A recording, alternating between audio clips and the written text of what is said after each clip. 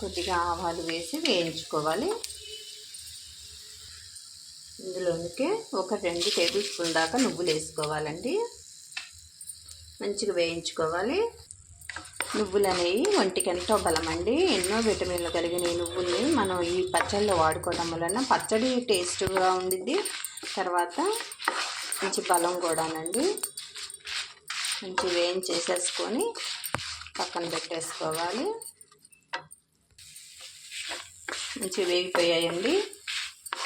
Stove off చేసుకొని పక్కన పెట్టి చల్లార్చుకొని మిక్సీ పట్టుకోవాలి. ఈ చుక్క కూరని సన్నగా కట్ చేసుకోవాలండి. ఈ కాడలు తీసేసి, ఈ కాడలు అనేవి ముదిరి తీసేయాలండి.